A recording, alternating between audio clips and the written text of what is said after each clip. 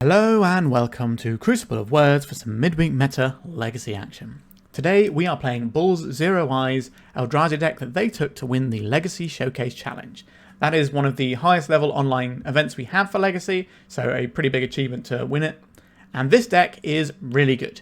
I think many people are sleeping on how good Eldrazi is, and with Eternal Weekend coming up I wanted to put it on the channel again, and Bull's Zero Eye gave me a perfect opportunity by winning the big event. So I think Eldrazi is secretly one of the best decks in the format, if not possibly even the best deck. Now let me explain why that might be using a little bit of data. So this is data from all of the last 14 weeks. We're looking at all of the decks that have had at least 2 top 8 finishes in Legacy Challenge and above level online events.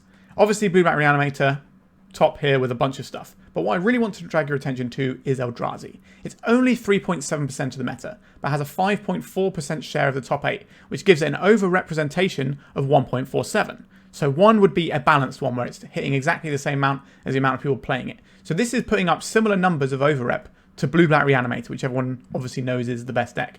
But what I really want to have a look at here is the number of event wins. 9 event wins for Eldrazi is huge. Like, considering it's only 3.7% of the meta. If we look at Blue-Black Reanimator, it may have 22 event wins, but it's 18.5% of the meta.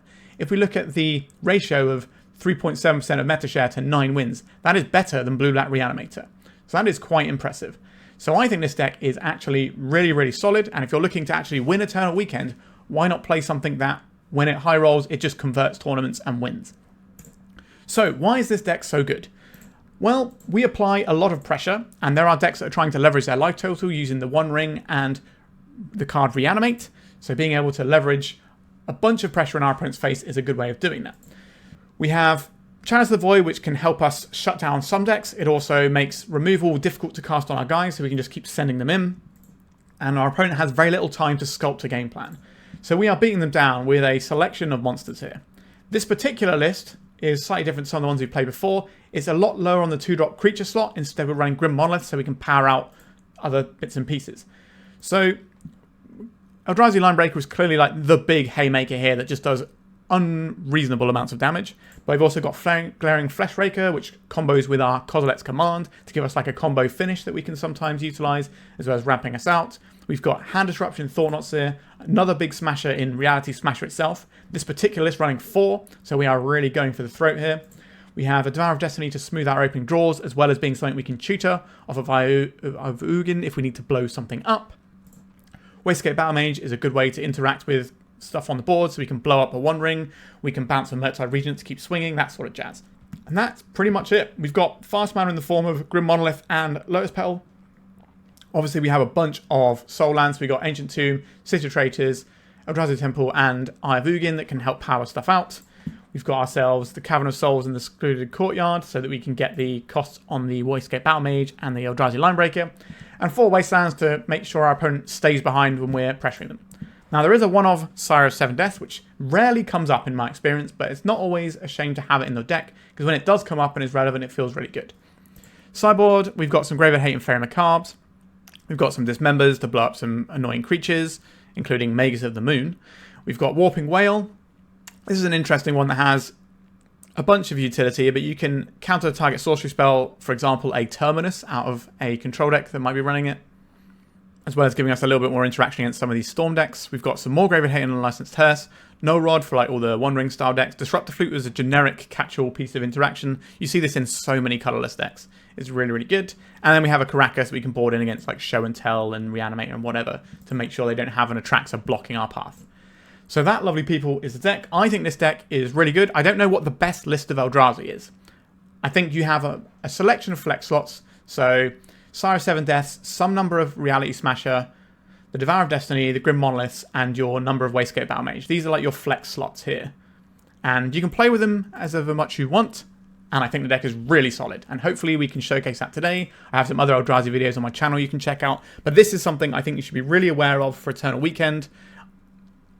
I think this deck is really good. Let's get jamming with our giant spaghetti monsters. Have you got magic cards you don't want taking up space in your home, or do you just need some extra spending money? Well, my lovely sponsors, 3for1 Trading, are buying all collections, big and small.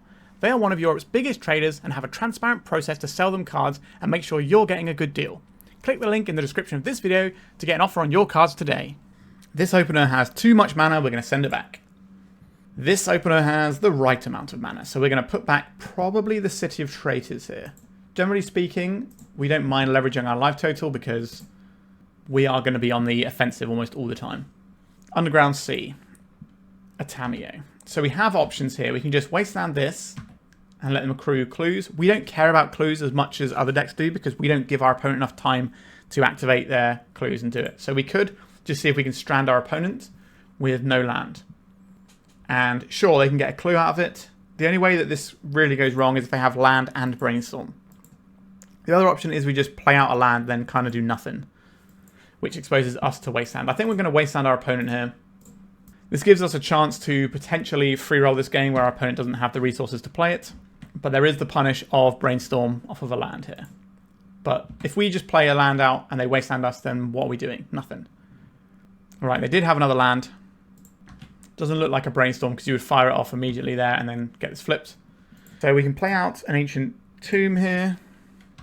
So we're basically in the same sort of situation as we were previously, except our opponent now has a clue, and if they get something off of what they're doing here, okay, they get Surveil and a clue. But we have the opportunity to just make the game completely uncompetitive and just have our opponent in the dirt. And I think you have to take those opportunities. If they just start cracking clues, I don't think we care too much about that. So our Kozilek's command cannot hit this. Wouldn't mind finding Cavern of Souls this turn would be nice. Oh, look at that deck. Beautiful. Question is, what are we playing? We can play out the Fleshraker, or we can play out the Linebreaker. Which do I think is actually more important? I think having the Linebreaker as a follow-up if they flip their Tamiyo is really important. So I'm actually going to lead off with the Fleshraker here. An important thing to know about casting Fleshraker is if you have an Eye of Ugin, you can't make it uncounterable with a Cavern of Souls because you need to pay the colorless. And you can't pay the colorless off of Cavern mana. They could just get like a black source here or a tap land or whatever and then kill our Fleshraker. I don't know if our opponent's reanimating or what yet. They're just cracking a clue, okay? Thoughtseize. You can take some damage. So we are going to lose out on our Linebreaker, but we do have uncounterable Reality Smasher if we don't get Wastelanded. And the Reality Smasher will certainly smash our opponent. Don't mind our opponent taking 2 life here. This also makes like an Entomb Reanimate plan less likely. Alright, a Wasteland. They're attacking here, so they're not interested in saving themselves damage.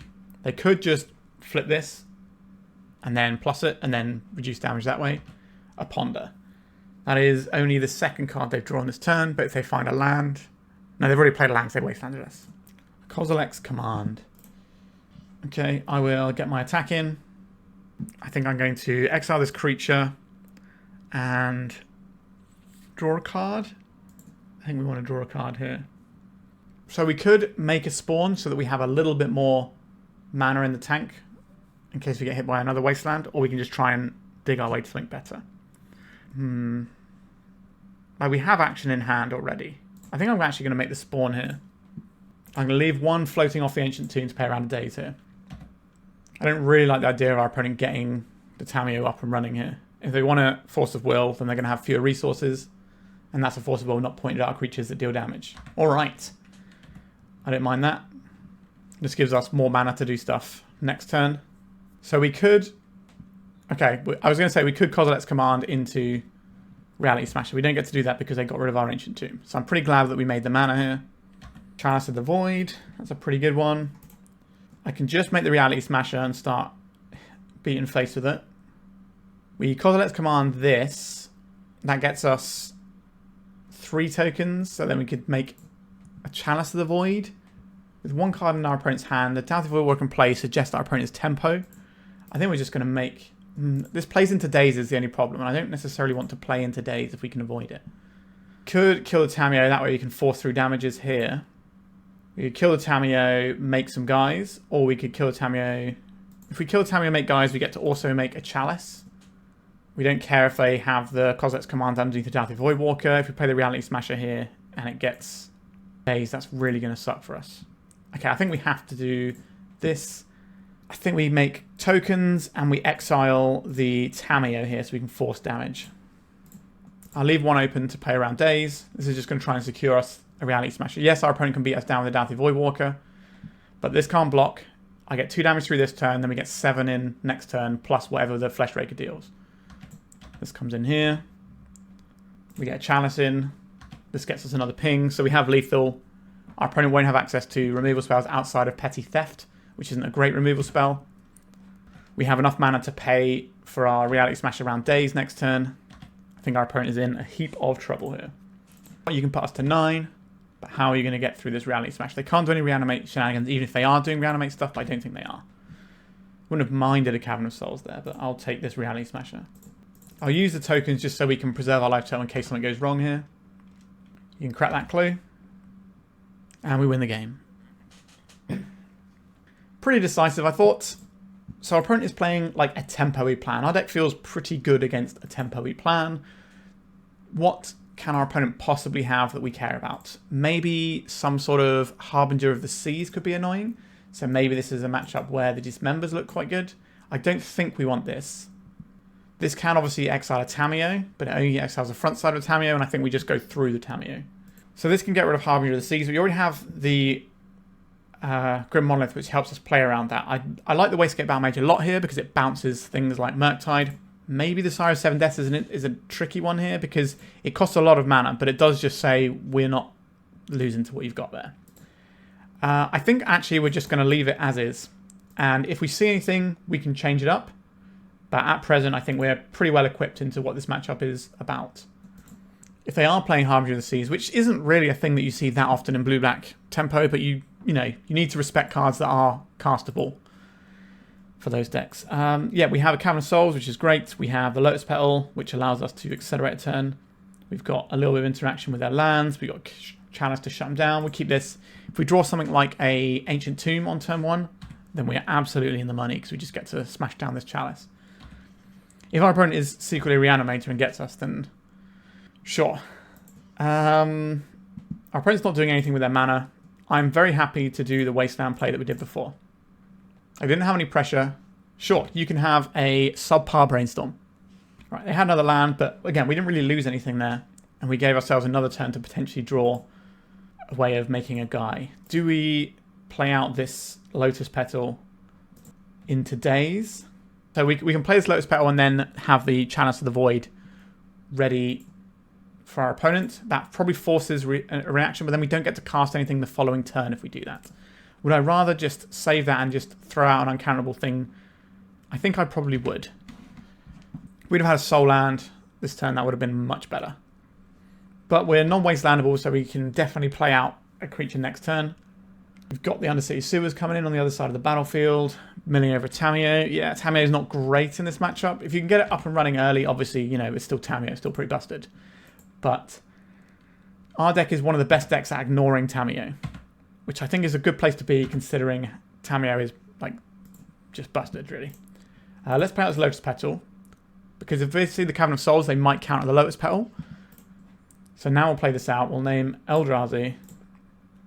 We will... I think we're just playing the Linebreaker here. It pumps itself, and we get to attack for 4. It's basically just Reality Smasher that also gives your other guys haste.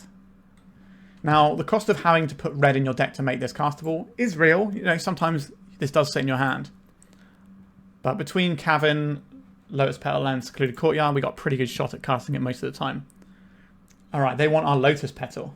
Okay, so that means they're probably playing out a Baragoyf this turn. That's the sort of thing that can get through what we're doing.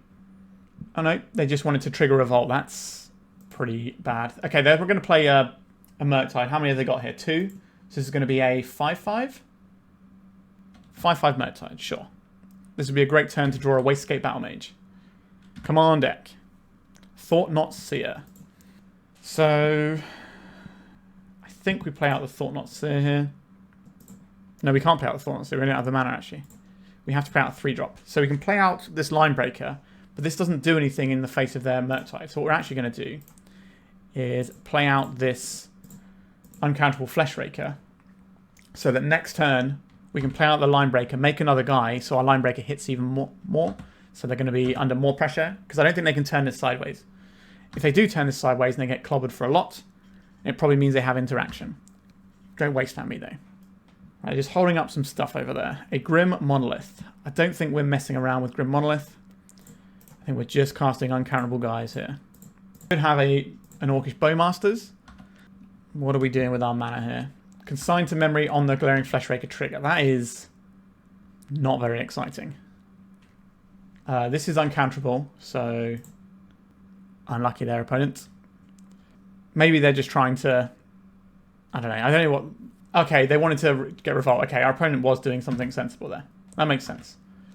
Okay, so to get Revolt, you have to have a permanent leave the battlefield. So they're doing what they can. I haven't really given them many options for counter spells, but that day's being gone means that I'm a little bit happier to try and deploy one of these other bits and pieces. Right, an Eldrazi Temple, you say. 7 and 7 kills our opponent, so I guess we just play this one out. 1, 2, 3, uncounterable mana, and this. We swing for 7. Now our opponent has to hold their Murktide Regent back to trade with this Reality Smasher, but we might be able to kill them through that anyway, because Glaring Fleshraker is a messed up Magic the Gathering card. Ooh, we've seen red mana. We didn't see that coming before. 2 cards in our opponent's hand. What are they? An Eldrazi Temple. That is interesting, isn't it? So we can go 1 and 1. This casts a Grim Monolith. This gives us a trigger. So we can kill our opponent just with triggers if we want to here. So we go... Uncounterable mana with this. Tap this. Here comes the Thought-Knot Seer. This will be enough to kill our opponent just by when this enters triggering our Fleshraker. Alright, a 2-0 match. I think we're pretty good into matchups that look like this, to be honest with you. Let's go to round 2. So this hand is a really peculiar one, because we have a Soul Land, but the Soul Land doesn't help us cast this card at all. And it doesn't help us cast a Chalice. Now we do have a Devourer of Destiny, but we're on the play. So we kind of just play something and pass, and then we have to try and get up to these things. This is kind of a bit of a marginal one here. I do like the Cavern of Souls a lot. Alright, I think we're going to keep this one. I wouldn't criticize anyone who mulled this one. Our opponent is a well-known combo player as well, so there is an option that we just play this on 0 because of who they are. They make some pretty awesome brews as well. Right, so let's see what our Devourer of Destiny finds us. Grim Monolith, Reality Smasher. Interesting selection. I kind of quite like the Wasteland. I don't hate the Grim Monolith, so I will take a Monolith. If something goes horribly wrong for us, we can kind of bail ourselves out. Our opponent's not really a Wasteland enjoyer. Now, they could be playing something else, but considering how our mana might be tied up for the next few turns, because we can go Cavern, next turn Cavern, Grim Monolith, play the Fleshraker. I think we're actually just going to play this Chalice on 0. Part of that is also because I know our opponent plays a lot of combo-y decks, but if our mana's going to be pretty tied up here, I think we may as well lean into that. We don't have to play the Fleshraker on 2, but obviously we can just play the Grim Monolith and pass, and then just cast the Reality Smasher. We also have the ability to play Cavern of Souls, and we can play Eye of Ugin, and we can play a counterable Glaring Fleshraker if we don't care about that, because we can still tap this for colorless. So we just have a lot of options available to us. Alright, let's get this Cavern. Name Eldrazi. I will play this on 0. This might do nothing, but like I said, our mana is pretty much spoken for the next couple of turns. We can mess with our opponent's plays. That makes sense. I think, given what our opponent's showing, we're just going to play the turn 2 Fleshraker and then pop off a little bit with it next turn. I don't know how much work this Chalice of the Void is doing. Mountain.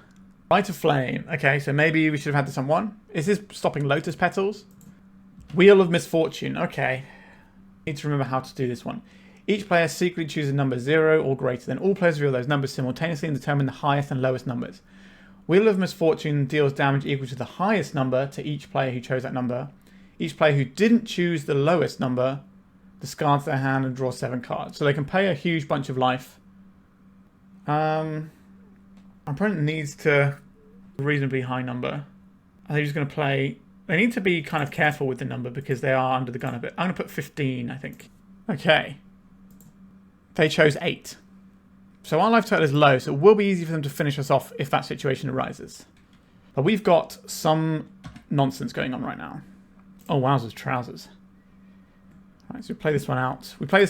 We get a token from it. We could have done this in a better way, actually. We could have played out another guy first. That would have been way more sensible. So we go Fleshraker. We might just be able to kill our opponent this turn. We'd have done this one differently. We would have been in a better situation. I messed this turn up already. Does it matter, though? We'll find out. I don't think it does. I think this kills our opponent stone dead. Each of these makes 3 guys. Each one pings our opponent for 3. Yeah, I didn't think it mattered. We should have been cleaner in terms of the order we played out our Lotus Petal, but we were like a million miles ahead anyway. So our opponent is doing combo-y type things. I think this is probably a Null Rod looking matchup. And possibly Disruptor Flutes. I'm trying to remember what else is in this Wheel of Misfortune deck. I'm uncertain. I like the Warping Whale as well if we leave mana untapped. What is not that necessary here? A big expensive card, probably not where we need to be. Chalice looks great. Thought-Knot Seer looks wonderful. I like our fast mana to power up things we're doing. How useful is Wastescape Battlemage? We can blow up an artifact, but they're not really... I guess if they're playing what I think they might have the Artist Talent, which is something we can blow up with this if they pass the turn. So that's better than nothing. So maybe it's just some of our top end. Maybe it's Kozilek's Command. Now, we did obviously combo our opponent out pretty hard with the Kozilek's Command there, but that's not always how that works out for us. So if we have all of these things, we don't want to have too few threats. The Devourer of Destiny finding our hate piece is not bad, though. If we have to trim one more of these cards, what are we trimming? Maybe... No, I don't think it is this. I think this is there to find us our pieces. Maybe it is just a K command. This can find us pieces, but at a slower rate. This is 0 mana. So I think that works out better for us. Okay, so this is hold up Warping Whale and then try and Linebreaker our opponent a bunch. Wasteland is interaction. We have a lot of mana sources here. This is a little bit of a sketch you would keep, I think. I think we can do a little bit better. Yeah, this is better. So we keep some mana sources. So this is 4 mana. We probably don't need the Cavern of Souls in that case, although this allows us to cast our haste guy if we find it. This is obviously very good. How useful is a Smasher here? We could put back the City. No, I think we put back the Grim Monolith, actually. Because we can lead off on Eldrazi Temple, which allows us to cast Warping Whale. And then we can either play City or Cavern, depending on what we need to. And then if we play the City, we can still have 5 mana the turn after because we tap the City before it goes. Lion's Eye Diamond. So our Chalice for 0 did a lot of work, is what I'm saying. Are we going to get a turn? It's possible. Rite of Flame. This is the sort of deck that Eldrazi can struggle with, though. Wheel of Misfortune. I'm going to pay 19 life? No. So, Wheel of Fortune deals damage equal to the highest number to each player who chose that number. So we'll both take 19 here. If that happens. Which gives us the option of maybe killing our opponent. I think we just choose 19 here. We go to 1. And our opponent has no cards in hand. This is not a castable Magic the Gathering card. So I'll play out this Eldrazi Temple. I'll put out this Chalice for 0. How much did they pay out of curiosity? They paid 18. Okay. Are we just going to get killed by like a lightning bolt here? I play this one out to enable our higher draws next turn. This also allows us to play this Disruptor Flute on Grape Shot as well. I don't want our opponent to just burn us out with a Grape Shot. Eye of Ugin. Let's bring the beats. Sideways we go. I'm surprised our opponent paid 18 and not 19. Gamble. Sure. You got it. Defense Grid. I don't believe that's what they gambled for. It was the Echo. So we both get to draw 7 here. This is a pretty good hand. I think our opponent is in some trouble looking at this hand.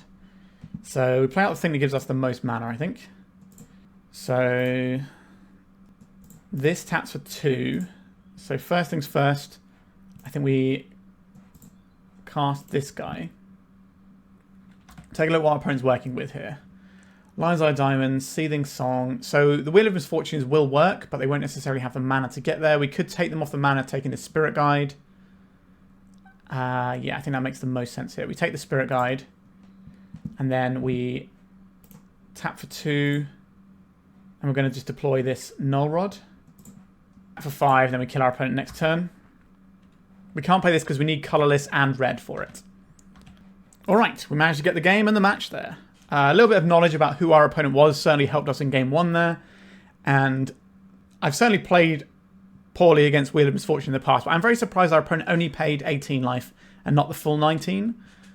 That was kind of interesting to me, because I think from our perspective, we kind of either have to pay very little or as much as we possibly can. Maybe they were thinking that we couldn't pay 18 because we have Ancient Tombs in our deck. And if we had an Ancient Tomb draw, maybe we couldn't have, but we didn't have that. So, interesting. Let's go to round number 3. Okay, this is our opener for round 3. I'm not super in love with it. We don't do anything for quite a few turns. I think we need to mulligan something a little bit more front foot forward. Speaking of front foot forward, I am quite happy to keep something that looks like this. The Lotus Petal enables the Wastescape Battlemage. It also enables some of the cool stuff we can draw off the top of our deck. We could bin off the Wastescape Battlemage, but this could be a clutch piece of interaction, I don't know. So what is this hand set up to do? Probably turn 1, Ancient Tomb, turn 2, Thought-Knot Seer, a round of days using this Lotus Petal. So I think the Wastescape Battlemage goes. I could play out the Lotus Petal here. I'm not going to. I think it's better to hold this in hand. Like, if they discard us, they're not going to hit the Lotus Petal. But if you play it out, they might hit it with something like a Prismatic Ending if they're on that sort of flavour of deck. Let's see what our opponent wants to do. A Tamiyo. Shock Horror. Fleshraker. Does that change anything here? We can play out kind of everything. So let's go for a Fleshraker. If this resolves, then we play out the Lotus Petal. And then we can also play out a Thought-Knot Seer. Meaning we get to tap this land for 4 mana in 1 turn. A daze. We'll pay. I will make sure we get our token in the bank right now. We don't get to follow up just yet, do we? Actually, no, that's not true. We do get to follow up, right? Because this is 1, 2, 3, 4. I think that Eye of Ugin is a very messed up Magic the Gathering card. When you have a land that taps for 4 mana on turn 2, that's pretty busto. Now, we could see a counterspell here. The fact they didn't hard counter our Fleshraker means that I'm kind of expecting this to just work. Brazen Borrower, Murktide Regent, Murktide Regents. I guess we take the Borrower. The Murktide Regent is not going to be large. Yeah, I think our opponent is pretty dead. Now, they could draw into a Fatal Push and try and go like Fatal Push off of a fetch land here. Or they might just be in, we need to surveil and hope that the next turn is better for us. Are they soaking up damage? No, they want a clue. I think this is wrong in this particular matchup. Because we have a lot of pressure. And they just need to stay alive and hopefully stabilize. Now, they might have something that makes it so I'm wrong on that line. But we'll see. 1, 2, 3, 4, 5. So we can just smash here. Now, I'm not sure holding this back is necessarily going to win the game. But it does save them 2 life. But they're taking a lot of damage here. Right, you're on 3 life opponents, and if I just cast, like, 2 spells, you die. If I cast 1 colourless creature spell, you die. Alright, we win the game. So, double Murktide Regent, Brazen Borrower, Tamiyo. I don't know what deck our opponent is playing, despite having looked at their entire hand. They could be on Tempo, they could be on Reanimator. We are pretty good into both of those decks. So I don't think we necessarily need to do anything here. The one change I'm tempted to make is Sire of 7 Deaths out and Karakas in. This gives us another mana source to play under Wasteland, allows us to bounce a Tamiyo, as well as an Attractor that could be a bit spooky. I think that's what I'm going for here. We still have Graveyard Hate in the main because we have this broken Kozilek's command card, because apparently colourless is allowed to do anything. Alright, let's submit here. We can reappraise the situation in game 3. I'm not necessarily sure about our opponent's... Like, obviously, turn 1 Tamiyo is one of the best things you can be doing in the format, but the rest of the hand was kind of blank. So, I don't know. This hand is pretty slow. City of Traitors is not really the soul land we're desperately looking for. 2 5-drops. If our opponent is Reanimator, they might just be able to Thoughtseize and reanimate one of our guys. I'm not liking that one. This one is interesting. I think we can keep this one. So, this is obviously... pretty big banger of a combo. I like having the Grim Monolith here. Are we just getting rid of the City of Traitors? I think it is the City of Traitors here. I quite like the ability to just Wasteland on turn 1 if our opponent doesn't do anything. Maybe keep our eyes out for a free game. Sometimes they happen. Our opponent mulligan to 6 as well. We're getting Thought Seized? Sure, we're getting Thought Seized. So they probably take the Fleshraker here would be my guess. That leaves us without any pressure. But let me tell you, opponent, if you're relying on the Underground Sea, you're going to have a bad time here. Get out of here. I'm going to save this in case you draw something like a Fleshraker and want to use it alongside the Fleshraker to get a trigger. I don't think our opponent's going to Thought Seize us and take a Lotus Petal. They have a Wasteland. A Secluded Courtyard. I will name Eldrazi. Do you want to Wasteland us? It's not really the big hit that you're looking for. You want to hit one of our Soul lands. A Cavern of Souls. Alright, I'll play this on Eldrazi. I will deploy this Lotus Petal. Then I will deploy this Grim Monolith. So once again, we did manage to shut our opponent off with our little Wasteland there. We don't need to do anything here, but we can Kozilek's command in a pinch. An Eldrazi Linebreaker. This naming Eldrazi, please. We don't know if our opponent is doing reanimating stuff. That's why I'm holding back the Kozilek's command instead of using it to pump our Linebreaker immediately. Because we could have made a couple of tokens to get in for 2 more damage. But I'm not really interested in that. Now, if we get an opportunity to just fire off a big Kozilek's command in a minute, then sure. But I suspect there is a force of will over there. A wastes. We have this Eldrazi Temple. And we're going to use it. So, we know we don't have to play around a daze. Am I going to use this Lotus Petal or not? I think we'll leave the Lotus Petal because it helps us play around if they Wasteland us. And this is plenty for plenty. Oh wow, it just resolved. Okay, they're just super dead here, I think. This can go on the bottom. This can go on the bottom. This can go on the bottom. We can put this on top. This on top. This on top. We draw this. We go again. We'll leave this up so we can pay for a Linebreaker. We'll put this on the bottom. Put this on the bottom and just put these on top. Okay. I was hoping to find a Lotus Petal by doing it this way and put both guys into play. Okay, let's pump this guy. Let's pump this guy. And we have lethal. I'm telling you, this deck is really good. Okay? We are smashing people. Let's go to round 4. This opening hand, like the Devourer of Destiny should be able to find us a land. But we have like 2 5-drops. We can play a 5-drop on turn 2. We do have a Chalice, which is obviously very powerful. I think this one is a little bit sketchy. But I think... am I going to keep this one? I think I am going to keep this one. It is a little on the sketchy side, though. But the fact is we get to Devourer of Destiny before we draw on our turn, which is kind of a nice way of doing things. Because we're on the draw here. So we do have extra land drops to kind of smooth this one out a touch. I like having the Chalice avoid. Alright, our opponent's playing a Chalice on 0. So that actually does impact us, which you normally wouldn't expect it to. What are they playing? Are they playing Eldrazi? We don't know. We need to put this land on top of our library, I believe. So what decks lead off like this? There's 2 ones that I really think of. It's either Eldrazi or it's main deck Disruptor Flute as well. What are we doing here? I don't know what our opponent's deck is doing. I was going to say it's like either Eldrazi or the mono red deck. But now I'm just confused. I guess we'll play this on 1. Maybe that matters. I don't think it does. They've got a Chalice, but maybe they've got like Urza Saga targets in their deck and this shuts them off and doesn't impact our deck at all. This could be mono blue Cloud Post, maybe?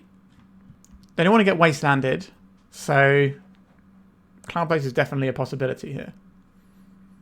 Thought-Knot Seer. Alright. Let's see what you're putting down over their opponent. So they just had the 1 lander as well. Okay, so I think this is mono blue Cloud Post. Alright, let's punch ourselves in the face. This is not about our life total this game either. It's about if our opponent dies before they get to start doing their really busted stuff. Now, we won't have colourless permanents for their Ugin to actually help them. I'll put this on top and this on top. So we play this one out. We have 2 mana, so we have 4 mana, 5, 6, 7, 8, 9, 10. So we can play 2 Reality Smashers. That sounds good, doesn't it? Have 10 damage to your face, please, opponent. That Ancient Tomb looking pretty precarious on the other side. I think we've seen enough to work out our opponent is doing Cloud Post. Now, are they blue Cloud Post? Are they green Cloud Post? I don't know. But against the Cloud Post deck, what are we looking at? Not really sure what tools we particularly want here. It's not the most common matchup. I think between both Cloudpost variants are about 2% of the meta at the moment. So we could have some Disruptor Flute action, which is like a generically useful piece of interaction. So this can stop the One Ring. I think this is better than Null Rod because we can put it on more things. So I guess we have these. Do we need a Sire of 7 Deaths? That's kind of a little bit slower than how we want to be going here. I like the Wastescape Battlemage. I guess the Chalices are kind of bad here, right? So actually, if we have these, we can have one other thing in. What would we like? We can have another thing to shut off the One Ring. It does shut off some of our draws, though. We'd have this Warping Whale. So what is this going to do? This is going to defeat a Tamiyo if they're playing Tamiyo, which I think the mono blue Cloudpost decks actually should be running Tamiyo if they're not. A card is really good and you have lots of mana to activate it. Countering a sorcery spell, like a stock up, is probably better than just having a Chalice that doesn't work in our deck. We could play Dismember for the Tishana's Tiebinder, but we don't know 100% everything in our opponent's list. I could have the Karakas, just another piece of land, but they're probably not interacting with our lands. Alright, we're going to submit with the Warping Whale. It's interesting that this particular list isn't running the... I can't remember what it's called. There's a 4-mana Eldrazi spell that has like a bunch of modes. This hand is slow, but it does contain a Wasteland. But if we Wasteland, what are we doing? Not a lot. I think we're going to try it. Our opponent's deck isn't very fast. Now, it obviously can have some pretty busted draws. But generally speaking, a Wasteland is going to be able to pick apart what they're doing to some extent. Grim Monolith. Yep, that's a pretty good one to start the game with. And a Lotus Petal. Okay. I still think they're playing Cloudpost. They're just running the Thought-Knot Seer. Okay, so this is not great for us. They could be playing like big Eldrazi. There was a while where people were playing like the bigger Eldrazi lists. Linebreaker. I think when we're under pressure, we can't afford to spend a turn playing out our Wasteland. What we can do is we can play Secluded Courtyard on Eldrazi. That way, if we find a soul land next turn, we can just start Linebreaker in. And then we immediately start catching up on the pressure game, especially with his Ancient Tomb burning our opponent's life total. Cloudpost, yep. So Glimmer Post is going to be something in their deck that can gain a bit of life, which can be annoying for us. I will play this Wastes, I think. So do we want to play this Disruptor Flute out, naming the One Ring? I think we do. Are we attacking our opponent next turn? Probably not. So we can wait for them to put the One Ring on the stack and then play the Disruptor Flute. So they've wasted their mana for the turn. And we could also just make like a little guy if we want to. There's a tower. A Thought-Knot Seer. That's definitely going to be taking our Linebreaker here. Alright, I'm going to leave these spells in our hand and see if our opponent wants to take either of those instead of our pressure. I think we might be making a 1-1 spawn here. Eldrazi spells are so good, even our opponent's best cards are Eldrazi spells, and they're not playing Eldrazi as a deck. So there we go. So, what do? We Warping Whale, make a guy, we untap with 4 mana, that's not really enough. They took one of our Fleshrakers. Huh. Okay, so this means we definitely make a spawn. The worst rampant growth you've ever seen. So they're really worried about Fleshraker here. So this pumps itself, and it can trade with the Thought-Knot Seer. Oh, I misclicked. Oh, God. I had a little lag spike, and I misclicked through my combat step. That is really frustrating there. That could be the thing that cost us this entire game. Because we can't really block here. Yep, I just take the damage. That is really frustrating. Our opponent should be on 11 now. And then they have the One Ring. Yep. Okay. So we kind of need to shut this down. We can do that. If we play out this guy, something's going to have to go under the... No. Actually, no, we're fine here. So we play this out for 3 mana. We play this out. That gives us 3 mana of guys. 3 mana here. So we play 2, then we get another 1. So we're not dead to what our opponent has here. But the One Ring is obviously very good. So if our opponent was on less life now, we might be able to finish them off next turn. We've got 2 chump blockers for these guys. The One Ring is going to slowly eat them alive. But yeah, I think our rolling 1 on dexterity right there when playing Magic Online was a bit awkward for me. Our opponents thought a while about this spell. And they're still not entirely sure. Right, Ancient Tomb. Khan the Great Creator with 1 mana available here. They haven't played a land yet for turn, I didn't believe. So they're animating the One Ring. So they come in with everything here. So we go to blocks. think we block here and here, and then we have to make a decision. So if our opponent was only on 5 life, if they'd taken 5 more damage from our Eldrazi Linebreaker, then we could have killed them. So next turn they take 1 damage, so they're going to be at 10. This is 4 damage on its own. If we draw another one, then we kill them. If we Kozilek's command, if we draw a land, we Kozilek's command for 2. That's not enough. Okay, I think we're trying to draw the Linebreaker here. Like, we can't just tread water against the Calm. We need to try and win the game. Linebreaker off the top for the win. I don't deserve it. Okay, I don't get it either. So we play this Secluded Courtyard. Name Eldrazi. No to both of these. Fleshraker. So if our opponent was on 5 less life, they would be on 6. Then this would be able to kill them this turn, right? 3, 4, 5, 6. Yes. So we miss lethal because we obviously our opponent attacks differently in that situation. So it's not just a complete done and dusted. So if we block with everything, everything dies, and then the Khan just makes the lattice, I think. No, the Khan has to plus on this to kill us. Okay. Alternatively, they can just hold back and play the lattice. They would have to find a land to do that. And there is still the pressure of the One Ring. Okay, so you've seen the Grim Monolith. Maybe we do want the Null Rods here. If we get to see more cards from our opponent, that's good for me. But I don't think we want to sub one out too much pressure. This is the one I was talking about earlier. They're going to kill all of our guys. Yeah, I don't necessarily think we lost that game because of the misclick. It's possible that we did, but our opponent plays differently, and they still got 2 cards in hand and a card on 6. So we might not win that game, but it does play out differently. We don't like access to some Null Rods here. Or Dismembers for their Thought-Knot Seers. Like, they got 4 Thought-Knot Seers in their deck, and that's about it for creatures. I don't think we're trying to fight them on that axis, to be honest. I think we're just going to go in as we are here. That was a bit of a weird game. I did say our hand was a little bit borderline to begin with. I don't like this one. Like, we can shut off a bunch of their things, and we have a Wasteland. But what are we doing with this hand? We're not really pressuring our opponent. We do get shut off the One Ring and Calm, which are basically the good things our opponent's deck has. This can mess with our opponent a little bit. Have I talked myself into keeping this one? We could just play a Wastescape Battlemage on 1 and just start sending it. Alright, I'm going to try this one. I'm not 100% sure this is a great keep. But it does a thing.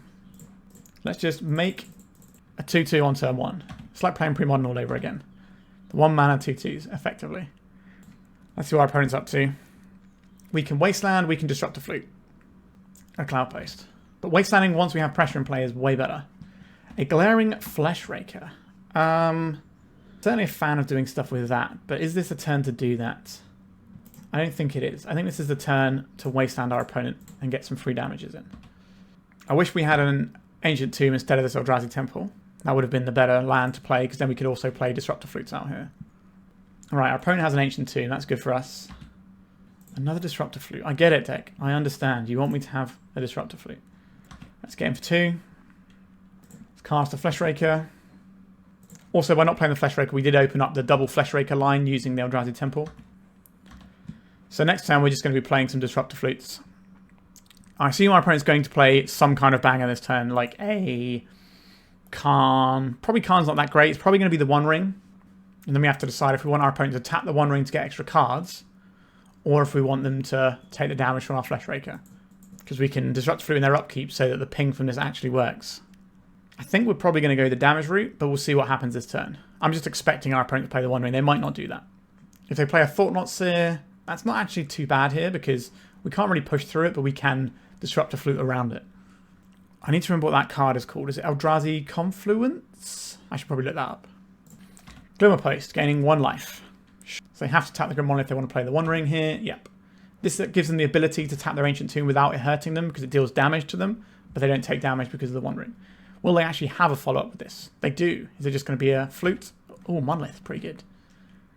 Okay, so we have to decide if we're shutting this down now, or when we get to our turn, if we're shutting it down, or are we shutting it down on our opponent's turn so that they take 2 damage off of this plus 1 damage off of our Fleshraker. We also, because we get the little guy off the Fleshraker, we can then cast a second Disruptor Flute, getting Karn to be named, and that can mess them up a little bit too. And they got another spell here. Dismember. costly Dismember. They do still have to pay the life because preventing damage isn't the same as paying life. A Walking Ballista for 1. Interesting. Cavern of Souls. Not really the one we're after, is it, deck? So playing out the City of Traitors doesn't change the amount of Disruptor Flutes we can play, so we may as well just play this one at Eldrazi. I think now we are on... Let me just play this Disruptor Flute on the One Ring, I think. I think we are definitely falling behind here. There's no point attacking here because they have One Ring protection. So they can just start stacking mana, start stacking counters on this, but that means they're tapping their Ancient Tomb.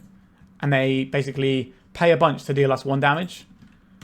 But so they take 2 to deal us 1. Thought-Knot Seer. Not that exciting here. You take 1 of my Disruptor Flutes. This hand is not really panning out. But we could draw something big this turn. We didn't. We just drew an Eldrazi Temple. We will play this out rather than City of Traitors. And I will... Do I play this on the Walking Ballista or not? I don't think we do.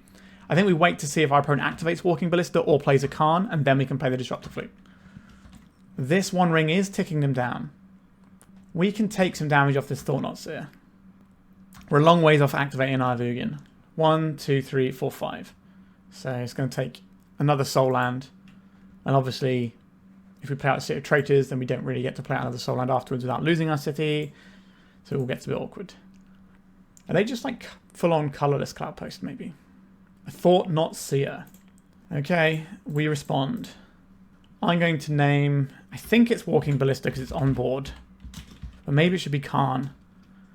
I think it is actually the Karn. I'm more worried about the Karn. Our opponent's on 5 life. It's not going to take much to cross the finish line for us. A Glaring Fleshraker. Do I hold this so we can play more stuff out in the same turn? Do I expose it to a Dismember or another Thought-Knot Seer? Do I like the ability... Like, if they can just put a counter on this, that's really annoying for us. I think we just pass the turn. Maybe I'll play this City of Traitors out. So our opponent thinks we've just drawn a land or something. No, why would we play this out if we just drawn a land? That's wrong. So we need to draw a Kozilek's Command. I think they're more likely to have a Dismember than a third Thought-Knot Seer. I could be entirely wrong and they just Thought-Knot Seer us. But that's the play I'm making. So we take 4 this turn and then another 4. So that's going to be half our life total. But if we draw Kozilek's Command, we win the game. Thought-Knot Seer. Okay, that's still fine though, isn't it? So I'll cast this guy. And we'll cast this guy. This is going to deal 2 to our opponent. 1 for this trigger, 1 for the Thought-Knot Seer. And then they're going to take 1 from their One Ring. By doing it this way, they don't really get a good window to ever Dismember us. Right, they're going to 2 here. This is going to kill them. Because this trigger is on the stack. I guess if they kill our Fleshraker, we don't get the trigger to ping them, right? They got that Eldrazi Confluence spell. Going to 2 with the One Ring seems pretty sketchy here. It is the Eldrazi Confluence, so what are the options? Exile target non-land permanent, return to the battlefield. So they're going to blink the One Ring, I assume. Right, so they're getting... Oh. What? They just returned our guy. That was wrong. Our opponent misclicked there, I think. Because now our opponent's dead. I'll take your Confluence, I guess, here. And then this pings them for lethal. Yeah, I think they chose the wrong mode there. Alright, I'll take it. We both misclicked in the match, so it kind of is a wash. Let's go to the final round. We are 4-0. We've dropped 1 game so far. I keep telling you people, this deck is busted. Not busted. It's just very good. Let's go to the final round. Trophy match time. Let's see if we can get it. Okay, I don't particularly like the all-in on Reality Smasher plan here. We are on the play. Does that make any difference? We can't play out this Chalice. I think we should mulligan this one. The Devourer of Destiny, finding us a Soul Land isn't bad. I guess we keep this. And we're binning off probably the Battlemage. I'm not in love with this hand though. Secluded Courtyard isn't what I was hoping for here. We could take the Linebreaker. That's pretty powerful. Just assume we're going to find the land at some point. In Eldrazi. Am I more worried about getting Thoughtseized or having this prismatic ending? It's kind of important that this doesn't get Thoughtseized, so I'm just going to play it out, I think. Our opponent's lost connection to the game, so hopefully they'll be back in a minute. So next turn we can uncounterable Fleshraker. Possibly we can uncounterable Thought-Knot Seer, depending on what we draw. Depending on what our opponent shows us, I might be more tempted to go with a Thought-Knot Seer rather than the Fleshraker. Polluted Delta. Now, Eldrazi Linebreaker. Oh yeah, we knew that was on top, didn't we? Play this, name Eldrazi. What are we playing here? Is it the Thought-Knot Seer or is it just the Linebreaker? Sorry, is it the Fleshraker or is it the Linebreaker? I think the Fleshraker makes our follow-up draws stronger. So we're going to go for the Fleshraker here. I'd like to draw a land next turn. Is this just going to be a fatal push, or are we going for a Surveil land? Or are we getting really sketchy for us and playing an Entomb? Oh, I hate this. Push or Entomb? It's just a push, okay. Entomb, I think, wins the game for them there. Presuming that they're going to reanimate it. Undercity Sewers. If this is a tempo deck, we've already beaten like blue-black tempo, or like Grixis. Sorry, the Grixis tempo deck was kind of similar as well. Okay, it's time for Linebreaker. They might counter this because they know they can't counter what comes out from it. So red from this, colourless from this. And here comes the boy. Let's make sure we don't click through combat. Fatal Push is a card that you don't always see in the main deck of Reanimator decks. They tend to just rely on their ability to smash an Archon down as removal sometimes and just have Brazen Borrowers to pick up whatever they need. But it's not completely out of the blue to see Fatal Push. Two of them is probably where you're looking at with Blue-Black Reanimator all the time, so I'm not expecting this to tell us entirely what our opponent's working with. Another Cavern of Souls. Why am I in a situation where I'm unhappy to be drawing Cavern of Souls? That's not where I want to be. Is this some kind of Brazen Borrower? It's a Shoulder's Edict. We'll sacrifice our only creature. I'll play this land out, naming Eldrazi. Shoulder's Edict in the main deck. This is definitely playing a tempo build and not a Reanimator build, which is good for us. I think the Reanimator build can sometimes get us. Mystic Sanctuary. Our opponent is properly going into the late game here. Okay, Kaito is obviously a bit spooky for us. Secluded Courtyard, naming Eldrazi. It's always naming Eldrazi, isn't it? Let's go for a Thought-Knot Seer here. A doubly uncounterable one. So we know what our opponent has on top of their library, but I think it's important to get a look at what they're working with here. We don't care about the Force of Will. The Fatal Push is not the easiest thing in the world to leverage. We take the Thundertrap Trainer because that's going to dig them a little bit more. So we know they're drawing this Shoulder's Edict, which is unfortunate for us. If we block here, then our opponent just gets to keep the Edict. I think we want to make them use the Edict. This does mean they're drawing an extra card with the Kaito. I think we've just lost this game.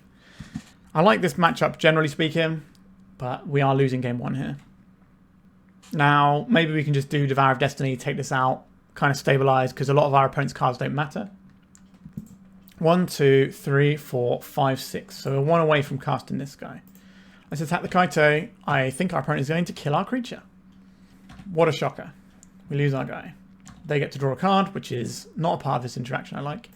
We'll play out this land, so any land off the top gives us the Devourer. Our opponent knows we have the Devourer. This can clean up the Kaito, and then give us a pretty big threat that can't be fatal pushed. So we're still in this game, but it doesn't look great for us. I think the Tamiyo is probably going to flip this turn. If they find a land, they just cast it on revealed. Okay, so they're surveilling, so this draws them a card, then they crack the clue, then it flips the Tamiyo, then they plus the Tamiyo next time they get back removal. And then we have to decide if we're killing the Kaito or the Tamiyo, which is a horrible place to be in. If we kill the Kaito, then they have to minus the Tamiyo to get back what they're doing. So then we have a chance of like killing this later on down the track. Whereas if we don't kill the Kaito, they can just tap down our creature and ignore it. Thundertrap Trainer. Yep, our opponent is just popping off here. Our opponent's draw has been pretty good, and ours has been pretty bad. Land is good. Spells are pretty good too. Alright, it's a land. Let's get rid of the Kaito, please. The Tamiyo has to minus to get back the Shoulder's Edict, which is obviously very good, but it means we're not under pressure from the Kaito, so we've got more turns to draw some of our big O's that can attack this. This is going to be further away from ultimating, so that's fine too.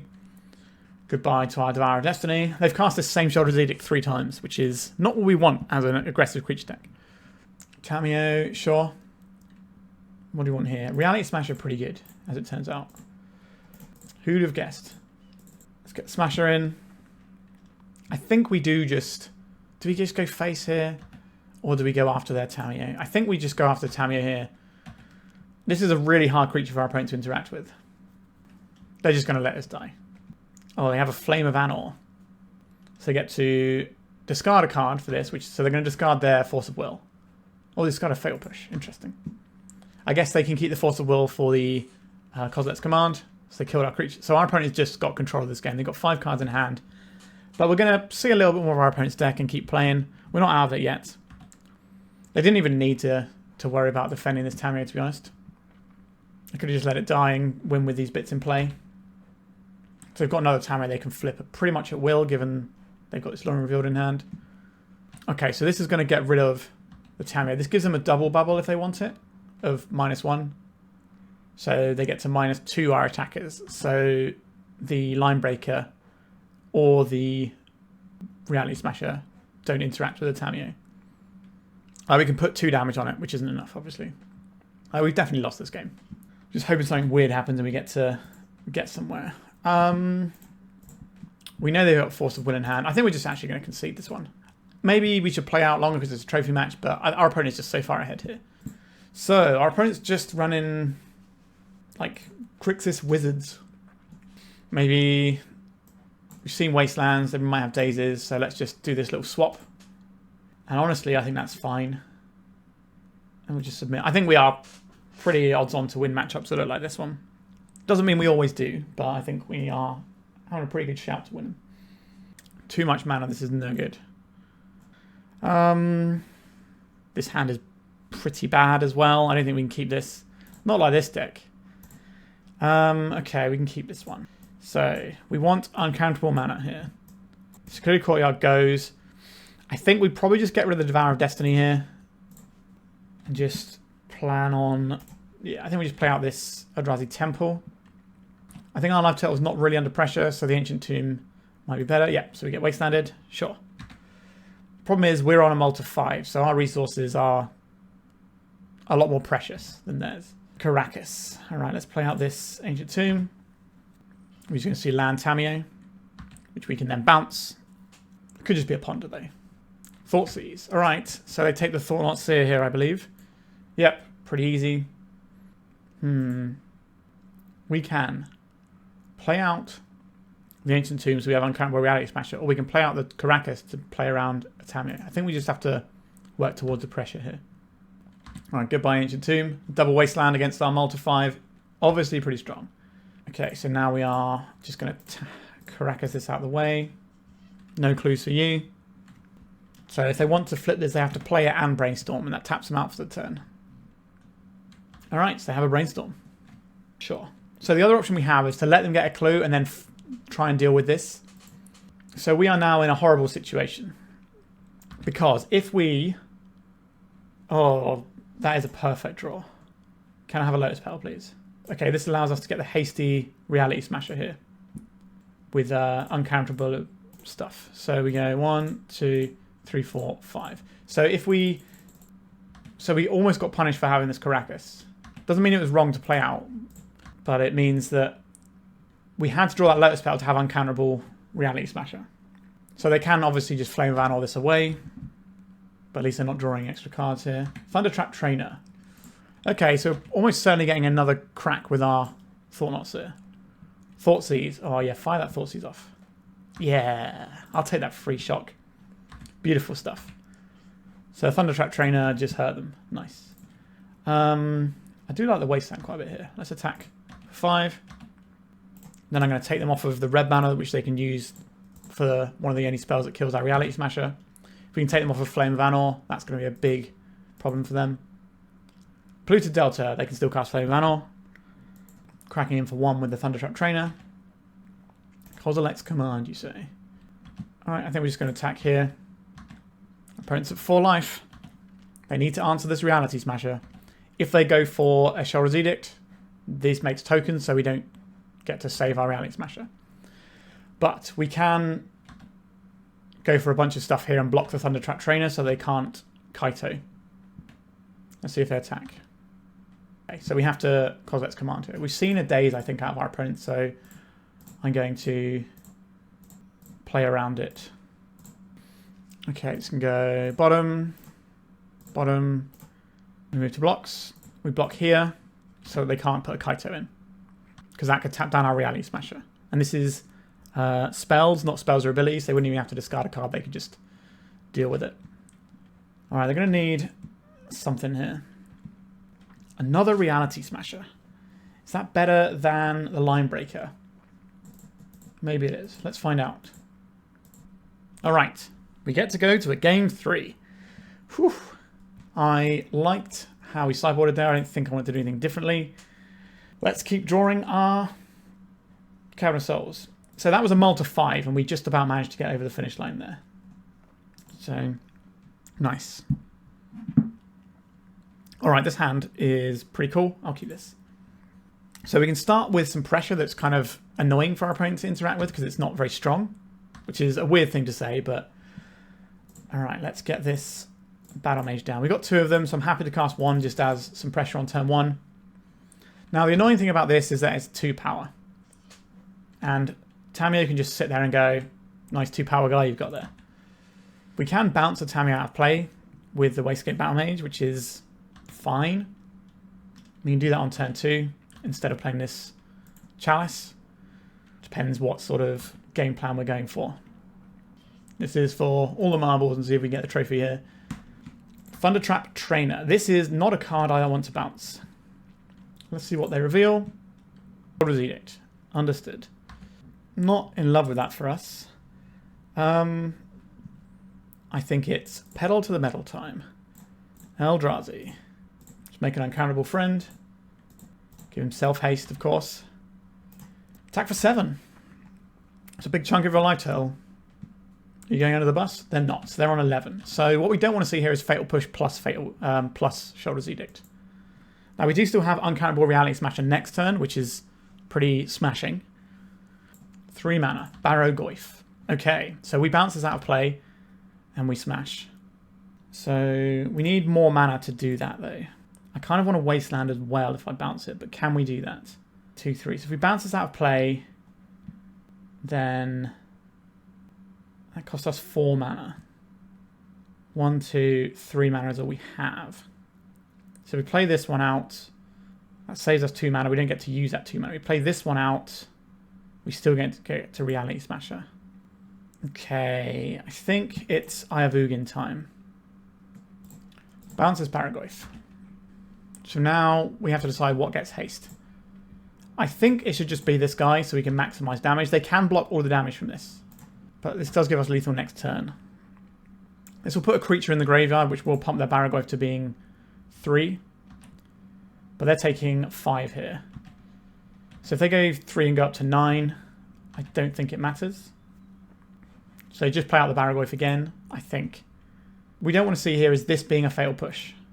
So our opponent is effectively on 9. Thought-Knot Seer. How much mana do we have? Can we Thought-Knot Seer into Reality Smasher here? So 1, 2, 3, 4. Sure. And this, yes, we can Thought-Knot Seer into Reality Smasher. So I think we're going to Thought-Knot Seer first, obviously. This is going to be counterable, because it's not the one we actually care about most resolving. Alright, we've got Force of Will here. Sure. Then we cast this one for the big smashes. So, if they're effectively on 8 here, this pumps itself for 4. So this is 7, 8, 9, 10, 11, 12. Yeah, that is lethal. If they have a fatal push here, they go to 4, they push this guy, or they just have a Undersea Sewer to try and grow their Paragoyf by 1. I don't think that's enough. So they block. They don't have anywhere good, and looks like a trophy to me. Yep, a nice little trophy league. This deck is really, really good. So if we look at our matchups, there was only 2 2-1s in there, and one of them involved us misclicking through our attack step. Was one of our losses. So this deck really slaps hard. I've said it before and I'll say it again. I think this deck is one of the very best things you can be doing in Legacy. I think it really pressures a lot of the other good decks. So I think it's got some game into the Forge decks. It's got really good game into the Tempo decks. I think it's got a lot of game into the Reanimator decks, because if their life total is not good enough to reanimate stuff, then they're in trouble. Now, they can sometimes reanimate your big monsters, which is a problem. But I think this deck is just really good. It's very front foot forward. It's incredibly aggressive to the point where if your opponent stumbles just a tiny bit, then it's game over. It has Wasteland, so you sometimes get free Wasteland wins. You have Cavern of Souls, so you just get to blank a bunch of people's hand. Deck is just absolutely sweet as. Back in the day when Eldrazi got banned from Modern is when I picked up in Legacy a long time ago. And I used to enjoy playing that back then. Obviously, a lot of it got power crept out, but then they gave us some newbies. And these new cards are great. We managed to do like a combo kill with Fleshraker. We managed to punch our opponent in the face a whole bunch with Eldrazi Linebreaker. And I hope I've showcased why I think this is secretly one of, if not the best deck in Legacy. It is just really, really good. And as we mentioned at the start, the stats on it are really, really good here. So, you know, it's got the same overrep rate as Blue Black Reanimator, which everyone knows is like the de facto best deck, but it's winning at a higher rate in terms of actual event wins. So do what you want with that information going into Eternal Weekend. What I will say is you do need more reps with this deck than you would think, because you live and die by your opening hands quite often, and you need to understand your matchups quite a bit. The deck is very powerful, but it's also very unforgiving because you've got quite a fragile mana base that can get picked apart, and you're trying to play ahead of the curve, so you need to make sure you have your lands that allow you to do that. And if you don't have that, you need to have a solid game plan for why you're not doing that. Alright, thank you so much for watching. Please remember to like and subscribe. I'm trying to hit 6k subscribers by the end of the year, so if you're not subscribed and you're watching this, please click that subscribe button. Alright, thank you so much and goodbye. If you'd like to support me in the channel, please check out my Patreon. It has a free guide to budget turbo depths as well as 3 tiers of support. A low cost one that enters you into my monthly raffle for a free donation deck on the channel, a mid-tier subscription that gives you access to my detailed turbo depths guide that is updated every month as well as regular articles, and lastly the higher tier gives you all of the above as well as a monthly donation deck for my channel. If you're interested in supporting the channel this way, please check out the link in the description.